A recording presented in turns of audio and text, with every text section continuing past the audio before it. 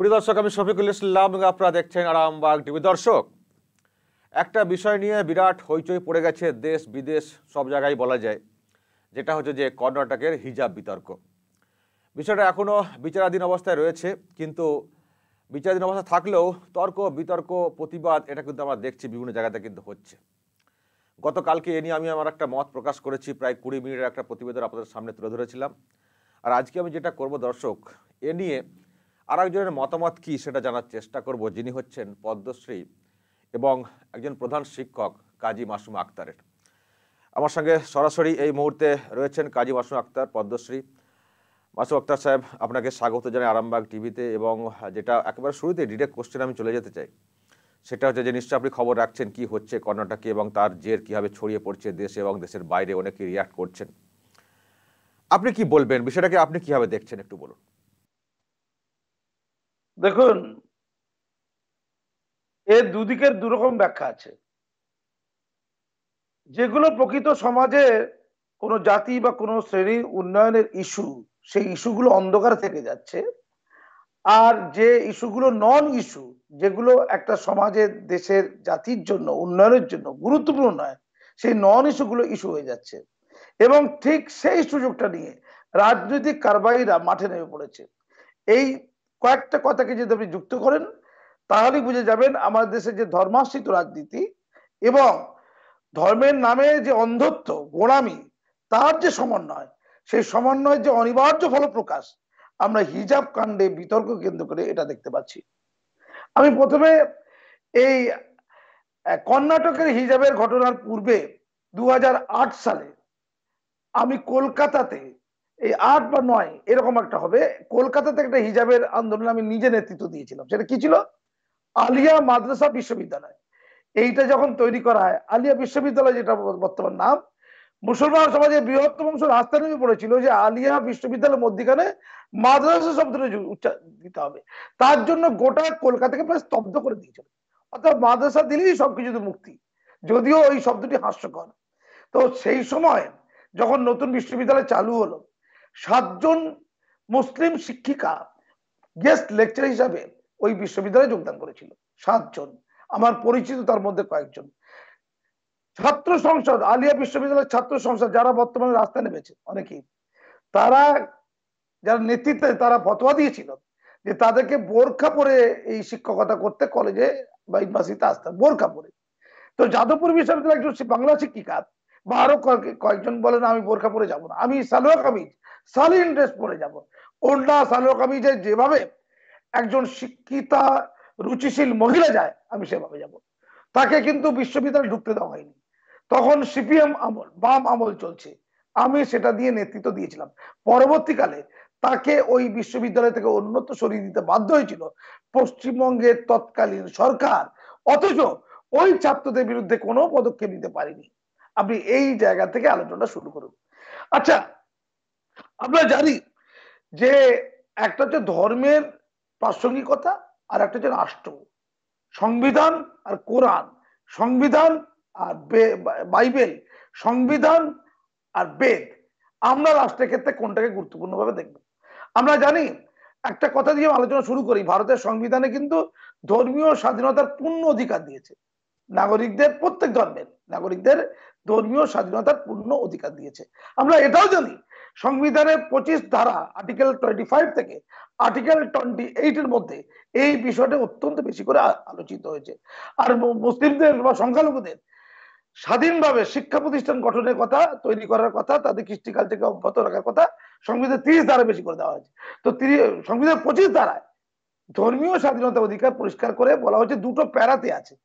প্যারা 1, আর্টিকেল 25 প্যারা 1 এ বলেছেন যে কোনো ভারতবাসী যে কোনো ধর্ম গ্রহণ করতে পারবে, ধর্মকে লালন করতে পারবে, ধর্মকে পালন করতে পারবে, ধর্মের প্রসার করতে পারবে, ধর্মের বক্তব্য ব্যক্ত করতে পারবে।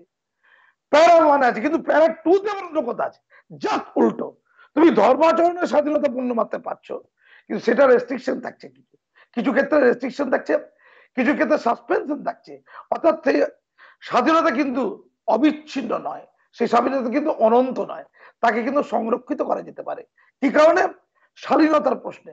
কি কারণে? মানবতা নৈতিকতার প্রশ্নে। কি কারণে? পাবলিক অর্ডার যেটা গভর্নমেন্ট জারি করছে তার প্রশ্নে। কি কারণে? সরকারের অন্যান্য, অর্থাৎ রাষ্ট্র বা সরকারের স্বার্থ যদি কোনোভাবে বিঘ্নিত হয় তার জন্য। 5টা কারণে কিন্তু এটাকে সাসপেন্ডেড করা যায় এবং এটাকে রেস্ট্রিক্টেড করা যায়, পরিষ্কার করে লেখা আছে। অর্থাৎ আর্টিকেল 25 এর প্যারা 2 তে লেখা আছে। কি কারণে? যেমন একটা উদাহরণ দিই, যে গভর্নমেন্ট অধিকার দিয়েছে কিন্তু সেই অধিকারটা কিন্তু নিরুকুশ নয়। কেমন? যেমন ধরুন এই যে শিখেরা পঞ্চক পরিধান করে, পঞ্চক কেস কি পান কিছু জানেন আর কি পঞ্চকের মধ্যে, এই যে তরবারি নিয়ে তারা যেতে পারে, পাগড়ি আছে। রাষ্ট্রপতিদের একটা মিটিং হচ্ছে, রাষ্ট্রপতিদের সভা হচ্ছে, সেখানে একজন শিখ যাবেন, তিনি কি ওই তরবারি নিয়ে যেতে পারবেন? যেতে পারবেন না। তাহলে তার ধর্মীয় অধিকারকে ওখানে সংকুচিত করা হচ্ছে।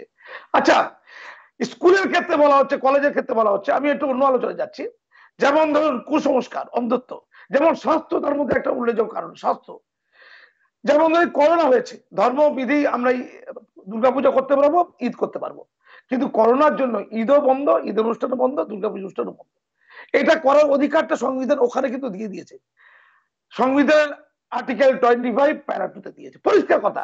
না, আমি আপনি আমি যেমন আমি ধরুন, একটা স্পেসিফিক জায়গায় আসতে চাই কাজী মাসুম আক্তার। সেটা হচ্ছে যে কর্ণাটকে যেটা হয়েছে, প্রথমত যেভাবে হিজাব নিয়ে একেবারে হই হই পড়ে গেছে, যে হিজাব কেন বন্ধ করতে বলা হচ্ছে, এটা তো ধর্মে আঘাত, এই যে বলাটা শুরু হয়েছে এবং যে প্রতিবাদ আপনারা দেখছেন, আপনি নিশ্চয়ই নজর রাখছেন, এ সম্পর্কে আপনার কি মত? হিজাব সম্পর্কে আপনার কি মত? দেখুন একটা কথা বলি, অনেক হিন্দু ব্যক্তিত্ব আছে যারা শিবকে খুব পুজো করে, তো শিবের সঙ্গে শিবের যে পোশাক সেইটা করে কি যে স্কুলে আসতে পারবে? উত্তর দিন, আমরা কি মেনে নেবো? অনেক জৈন ধর্মাবলম্বী আছে, তারা দিগম্বর মতে বিশ্বাসী। জৈন ধর্মের 2টো ভাগ আছে, শ্বেতাম্বর আর দিগম্বর। শ্বেতাম্বর আর শ্বেত বস্ত্র পরিধান করে, পরবর্তীকালে এসছে। আর দিগম্বর মহাবীর জৈনকে আপনি দেখবেন বস্ত্রহীন, বস্ত্রের প্রতি তার কোনো বিশ্বাস নেই। তাহলে কি বলবেন জৈন দিগম্বররা স্কুলে যাবে উলঙ্গ হয়ে? না না, বিষয়টা যে এখানে এখানে বলা হচ্ছে যে এখানে ওই রকম ব্যাপার নয়। মহিলারা বিশেষ করে বলছেন যে তারা হিজাব পরে যাবেন, হেফাজতে থাকবেন, এরকম একটা বলার চেষ্টা হচ্ছে। আপনি হিজাবটা কি, আপনি হিজাবটাকে কিভাবে ব্যাখ্যা করবেন? হিজাবের ব্যাখ্যা আমি পরে যাচ্ছি, আমি মূল ব্যাখ্যা যাচ্ছি। স্কুলে যে ইউনিফর্ম চালু করা হয়েছে, ইউনিফর্মটা কেন চালু করা হয়েছে জানেন? স্কুল বা শিক্ষা প্রতিষ্ঠানে সেটা মূল করা হচ্ছে সমতা রক্ষা ছাত্রছাত্রীদের মধ্যে। কেউ ধনী নয়, কেউ গরিব নয়, সবাই সমান পোশাক পরে আসবে, সমান শৃঙ্খলা বজায় রাখবে। এবার 10টা ধর্মের মহিলা 10 রকম পোশাক পরে গেল, স্কুলে কি সমতা রক্ষিত হবে? প্রশ্নটা এই জায়গায়। হিজাবের প্রশ্ন, হিজাব যদি ইসলাম ধর্মে একেবারে নির্দিষ্ট করে বলা থাকতো যে এটাই হিজাব, এটাই মান্য দিতে হবে, মান্যতা দিতে হবে, কোনো প্রশ্ন থাকতো? হিজাব নিয়ে মুসলমান সমাজ যে আচরণটা করে তার মধ্যে কতটা ধর্মের আর কতটা সংস্কার, এটা কিন্তু লাখ টাকার প্রশ্ন, এ নিয়ে কিন্তু আলোচনা হয় না। আচ্ছা জানেন, এই আরবের দেশে যে মাথা থেকে পা পর্যন্ত যে পোশাক পরে, কারা পরে জানেন? শুধু নারীরা পরে না, পুরুষরা পরে। আপনি আরবের শেখদের দেখবেন সাদা পোশাকে মাথার চুল থেকে পা পর্যন্ত ঢেকে আছে। এটা কি ইসলাম ধর্মের জন্য? না না না, যারা জানে না তারা বলবে ইসলাম ধর্মের জন্য, ধর্মীয় বিধান নয়, ওটা ভৌগোলিক কারণে, ওইটি হচ্ছে ওখানকার সংস্কৃতি। আরবে মরুভূমি আছে, সেখানে প্রচন্ড উত্তপ্ত বালুকা রাশি উড়ে গিয়ে চোখে মুখে ঢুকে যায়, মাথার চুলে ভর্তি হয়ে যায়, সমস্ত শরীরকে পুরো জালি পুড়িয়ে দেওয়ার মতো পরিস্থিতি করে। সেই কারণেই আমরা কিন্তু আরবের এই ধরনের পোশাকের আবির্ভাব ইতিহাস কালে দেখতে পাবো। আমরা এস্কিমোদের দেশে, বরফের দেশে মোটা জামা পরে, মোটা কাপড় পরে, বরফ আছে বলে, ঠান্ডা আছে বলে। আবার আফ্রিকাতে পাতলা জামা পরে, গরমের জায়গা বলে। অর্থাৎ ভৌগোলিক কারণে পোশাক পরিবর্তন হয়। ভারতবর্ষে বিভিন্ন আঞ্চলিক আঞ্চলিক রাজ্য আছে, বিভিন্ন আদিবাসী রাজ্য আছে, তাদের আদিবাসী জায়গা আছে, তাদের পোশাক পরিচ্ছদ আলাদা। তাহলে কি প্রত্যেক নির্দিষ্ট পোশাক পরে তারা তো রাজ্যগত, শুধু ধর্মগত কেন, ভাষাগত রাজ্যগত পোশাক আলাদা আছে, আদিবাসীগত শ্রেণীগত পোশাক আলাদা আছে। তাহলে সবাইকে একটা শিক্ষা প্রতিষ্ঠানে যে যার মতো পোশাক পরে আসবে, এটা মেনে নেবে? তো হিজাব নিয়ে যেটা ইসলাম বলেছে, ইসলাম হিজাব নিয়ে কি বলেছে? আরবের পোশাক যেটা পরা হয়, আরবের পুরুষরা যে পোশাক পরছে, ভারতের, বাংলাদেশের, পাকিস্তানের পুরুষরা কি সেই পোশাক করছে? পড়ছে না, কারণ এখানে ভৌগোলিক পরিবেশ তা নয়। কিন্তু আরবের মহিলারা মাথা থেকে পা পর্যন্ত যে পোশাক পরছে, ভৌগোলিক কারণে সেই পোশাকে অন্ধ অনুকরণ করছে। ওরা সাদা পরে, এখানে কালো বোরখায় ঢেকে দেওয়া হয়েছে মহিলাদের। অর্থাৎ মহিলাদের ক্ষেত্রে ওই বিধি মানতে হবে, আরবের ভৌগোলিক বিধি। পুরুষদের ক্ষেত্রে ওই বিধি মানতে হবে না। এটা হচ্ছে পুরুষতান্ত্রিক স্বেচ্ছাচার, এটা একদম ইতিহাস সম্মত বিজ্ঞান সম্মত বলছি। তাহলে প্রশ্ন হচ্ছে ইসলাম ধর্ম হিজাব নিয়ে ঠিক কি বলেছে, এটা আগে জানা দরকার। কি বলেছে আমি পরিষ্কার করে বলছি। হিজাব নিয়ে ইসলাম ধর্ম বলেছে প্রত্যেক নারী পুরুষ তাদের চোখকে সংযত করুক, তার দৃষ্টিকে সংযত করুক। অর্থাৎ কোন পুরুষ কোন নারীর দিকে খারাপ দৃষ্টিতে, নেগেটিভ দৃষ্টিতে, নেতিবাচক দৃষ্টিতে তাকাবে না, নারীও ঠিক তাই তাকাবে না। তাহলে কি প্রশ্ন জাগতে পারে যে মেয়েগুলো রাস্তায় ঘুরছে বোরকা পরে অথবা বোরকা পরে নয়, সব মুসলিম পুরুষ তাদের দিকে খারাপ চোখে কেউ তাকায় না? পুরুষদের ক্ষেত্রে কোনো বিধান নেই। আবার বলা হয়েছে তোমরা নারী পুরুষ নির্বিশেষে, নারী এবং পুরুষ শুধু নারী নয়, নির্বিশেষে তোমরা তোমাদের গোপন অঙ্গের হেফাজত করো, অর্থাৎ সুরক্ষা প্রদান করো, সম্ভ্রম রক্ষা করো, ওটাই তোমাদের জন্য সর্বোৎকৃষ্ট এবং উত্তম। এবং নারীদের জন্য স্পেশাল বলা হচ্ছে, নারীদের জন্য তারা যেন নিজেদের উগ্র বেশ বিন্যাস ও সাজসজ্জা প্রদর্শন না করে এবং নিজেদের বক্ষসমূহের উপর আবরণ স্থাপন করে, অর্থাৎ অন্য জাতির কিছু। আর উগ্র বেশভূষা যাতে না করে, অর্থাৎ যে বেশভূষা পুরুষদেরকে আকর্ষিত করবে নারীদের দেহের প্রতি, সেটা করতে ইসলামে বারণ আছে। কিন্তু আমরা তথাকথিত যে বোরখার কথা বলি, যে হিজাবের কথা বলি, কালো পোশাকে মুখে জালতি লাগিয়ে পা থেকে চুল থেকে মাথা পর্যন্ত পা পর্যন্ত ঢেকে দেওয়া ইসলাম ধর্মের কোরআন হাদিসে কোথাও নেই। অন্তত কোরআনে নেই, অনেক জাল হাদিস আছে। ভ্রান্তি বেড়া যাবে ইসলাম, এই কথা বলা হয় কেন জানেন? জাল হাদিসের জন্য। হযরত মুহাম্মদের মৃত্যু প্রায় 500 বছর 600 বছর পরে অনেক হাদিস পণ্ডিতেরা হাদিস লিখেছে, যার মধ্যে অধিকাংশই অচল, যা কোরআনের সাথে সম্মত নয়। কোরআন এক কথা বলছে আর হাদিসের বিধান এক। এই যে 3 তালাকের গল্প ওখান থেকে এসছে। ফলে জাল হাদিসের অনেক ব্যাখ্যা অনেক মুসলমানরা দেয়, তাই মুসলমান সমাজের মধ্যে একাধিক গোষ্ঠী বা ফেরকা তৈরি হয়েছে। কেন হলো? কোরআনের অপব্যাখ্যা ও হাদিসকে ভুলভাবে চিহ্নিত করা। এইটা আমি নিয়ে আমি আমি মুসলমান শেষের দিকে চলে আসছি। কাজী ওয়াসিম আক্তার, সময় খুব বেশি নেই। আমি আপনার শেষ মতটা জানতে চাই যে যা চলছে এই হিজাব নিয়ে শিক্ষা প্রতিষ্ঠান, এখন এখন হিজাবটা মেন মুখ্য বিষয় হয়ে গেছে এখন যা পরিস্থিতি চলছে, আপনার কি মত? তাহলে সলিউশনটা কি? মানে যা চলছে হিজাব নিয়ে কি তাহলে বিরাট করে দেখা হবে, নাকি পরিস্থিতির সঙ্গে মানানসইভাবে মুসলিম সমাজে নারীরা শিখতে পারে, পড়াশোনা করতে পারে, সেদিকে বেশি নজর দিতে হবে? কি বলবেন? দেখুন দেখুন আমার এ নিয়ে পরিষ্কার কথা, হিজাব নিয়ে ইসলাম ধর্ম কি বলেছে এটা মুসলমানরা একটু ভালো করে জানুক, পড়ুক। কারণ গ্রহণযোগ্য পোশাক মহিলাদের পড়তে হবে, শালীন পোশাক। যে কোনো ধর্মের মহিলা ক্ষেত্রে যা প্রযোজ্য, শুধু মুসলমান মহিলাদের জন্য প্রযোজ্য তা নয়। শালীন পোশাক পরতে হবে, শালীনতা। বর্জিত পোশাককে ইসলাম বর্জন করেছে। আমি জানি খ্রিস্টান ধর্ম বর্জন করেছে। না না, পাদ্রীরা, এই মিশনারি মহিলারা দেখেন তো কিরকম পোশাক পরে। অনেক হিন্দু সমাজে রাজপুত মহিলারা তারা পা থেকে মাথা পর্যন্ত পোশাক পরে, কিন্তু সেই পোশাকের মধ্যে মুখ খোলা থাকে। ইসলাম ধর্মে কোথাও মুখ ঢাকতে বলেনি। কোরআনে মুখ এবং হাতের, এই হাতের যে কবজি পর্যন্ত খুলে রাখতে বলা হয়েছে, বা ওইটা ঢাকতে বলেনি মহিলাদেরকে। আপনাদেরকে মহিলাদেরকে মুখটা ঢেকে রাখা হয়। এখন আমার যে প্রশ্ন, স্কুলে একটা ইউনিফর্ম পোশাক বিধি থাকা উচিত, ড্রেস কোড থাকা উচিত, পরিষ্কার কথা। সব ছাত্রীরা ছাত্ররা একটা নির্দিষ্ট ড্রেস করে যাবে এবং সেটা শালীন হবে। শুধু মুসলমান কন্যাদের জন্য নয়, সব ধর্মের মহিলাদের জন্য। অশালীন পোশাক পরে স্কুল কলেজে যাওয়া যাবে না। এবার এটা যদি না করা হয় তাহলে বিশৃঙ্খলা দেখা দেবে। পোশাক সমতা, ড্রেস ইকুয়ালিটি, ইউনিফর্ম সমতা, এটা ভারতের সংবিধানে লেখা। না না, আমি আমি আমি আমি আরো পরিষ্কার হতে চাই। আপনি যেটা বলছেন যে শালীনতা ইত্যাদি বিষয়, কিন্তু সেটা কি বোরখা না পরে গেলে কি ওই ওই বজায়টা থাকবে? যেটা প্রশ্ন তোলা হচ্ছে, যেটা বলা যে বোরখা কেন পড়তে দেওয়া হবে না, হিজাব কেন?